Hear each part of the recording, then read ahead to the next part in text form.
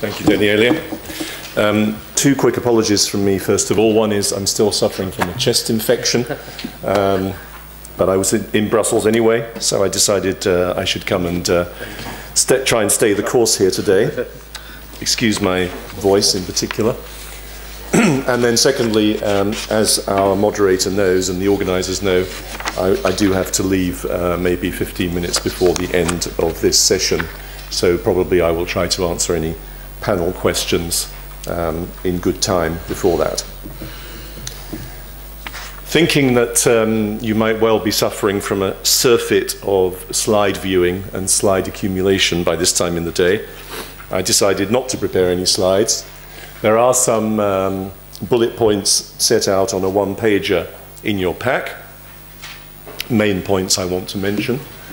I also felt that by this time in the day, having heard a lot of detail about clauses from articles from MiFID, particular obligations, particular types of application of the directive and non-application of the directive, perhaps a little more high-level view of what the regulation of commodity markets should and is about would be appropriate. I also noticed, by the way, that out of the commendable attendance list, a good range of participants, probably only about 10 of you are mainly interested in commodities. So for the rest, perhaps again, a high-level principle type approach will help. So where is EFET coming from? We're an association with now around 100 members representing all the most important traders of energy commodities across Europe.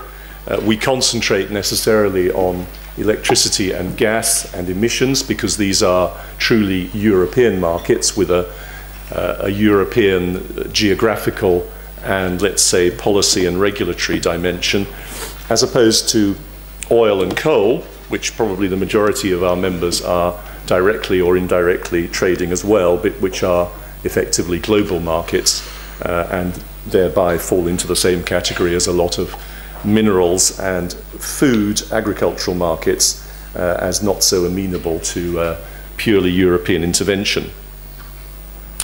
So coming from that base, we were already involved very much, directly involved in fact, probably principally directly involved in the elaboration of the original derogations in MiFID when it was still the ISD, the ones which we now find ourselves arguing about or debating, the removal of the so-called specialized commodity dealer exemption, the tweaking of the exemption on ancillary business, and the tweaking of the exemption for proprietary trading. Well, actually serious change to that one.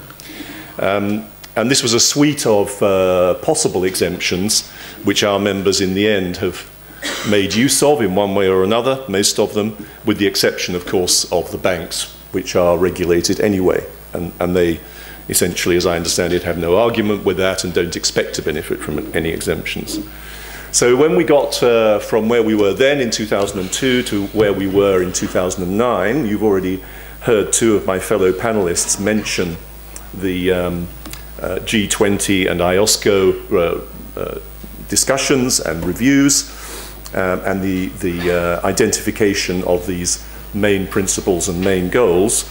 I must say that the vast majority of our member companies would take issue with the assumption that energy derivative traders, at least energy derivative traders in Europe at this juncture, are in greater need of suffering regulatory oversight by financial regulators than they were in 2002, 2003. And I suspect that this extends across, well, I know it does in the case of many companies, into oil and coal as well, and into minerals and some other commodities. Why is that? Well, one reason is that the companies, well, we maybe should mention a misnomer at this point. The nomenclature commodity firms has already been mentioned. It's there embedded in the legislation.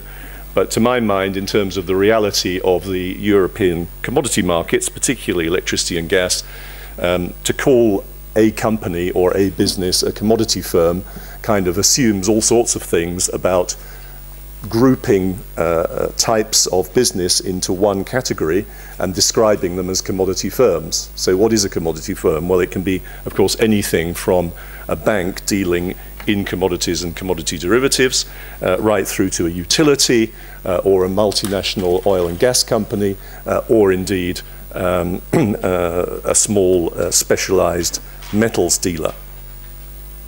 And when you take that range of application potentially of this term commodity firm, then to envisage that you kind of lump all these people together and say you should be subject to the full oversight that MiFID involves.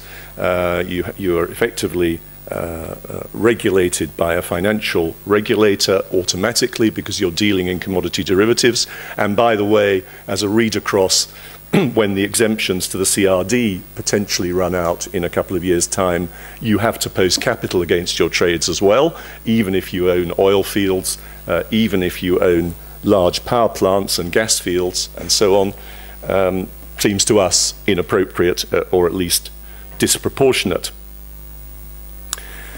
I just now want to come to 3 or 4 assumptions behind these high-level principles, which we particularly would question, because I think they impact then on the debate about the individual exemptions and their merits or disadvantages or lack of merit, let's say.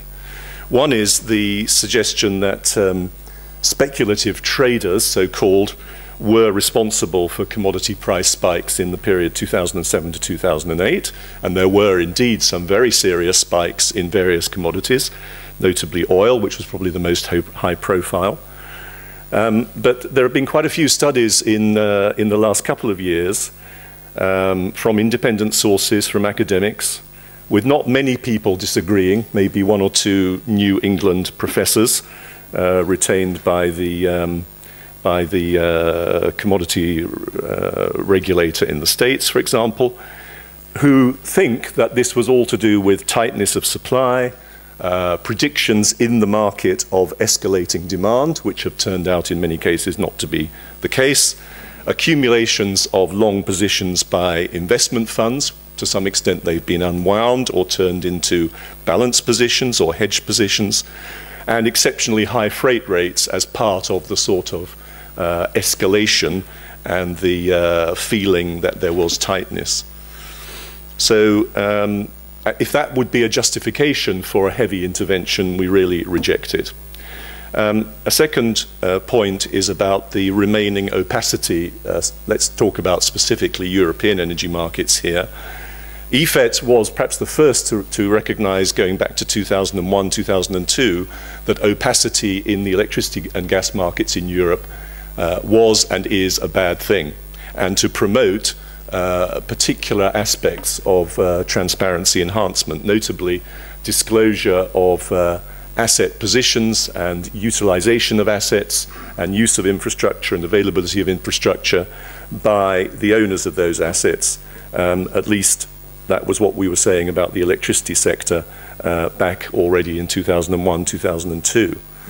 And to the extent that those doubts still exist, and to the extent that doubts about the opacity of actual deals in the OTC market still exist, we have, since we've engaged with DG Energy on this particular matter, fully endorsed the intention and now the realization of new transparency guidelines applying in the gas sector and about to be applied in the electricity sector. And under the 3rd IEM legislative package this is, and as far as energy derivatives are concerned, the reporting of trades under EMIR, and as far as commodity transactions in electricity and gas as physical transaction reporting under REMIT. So these aspects are being dealt with.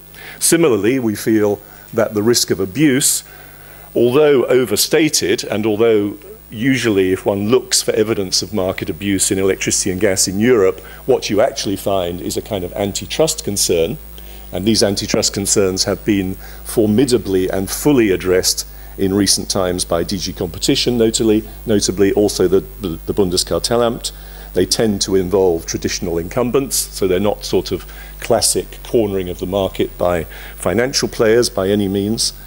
That these abuse concerns that would remain over and beyond the antitrust intervention are indeed also being dealt with, in this case, by REMIT for physical deals and by EMIR for the derivative deals. And finally, just for now, because we can discuss the specific exemptions during the panel session, we find the suggestion that let's take particularly large producers and suppliers of electricity and gas, probably even of oil, coal and minerals based in the EU, the suggestion that they themselves can, through their dealings, pose a systemic risk across the financial markets on a national or regional, let alone a global scale, really exaggerated. Now, to the extent that they are found to be systemically important, EMIR already contains a provision to allow the provisions of EMIR regarding compulsory clearing to be brought to bear. If they are not, we are confident within EFET that the credit risk management and the related position management of our member companies, including in OTC markets, to the extent that they will continue, is sophisticated. It's aided by products which EFET has out in the market as standard contracts. Clearing will increase, but of course compulsory clearing is a different matter. And we think that this is therefore also not something that would need to be covered under MiFID. Okay, I'll leave it there and we'll have the discussion.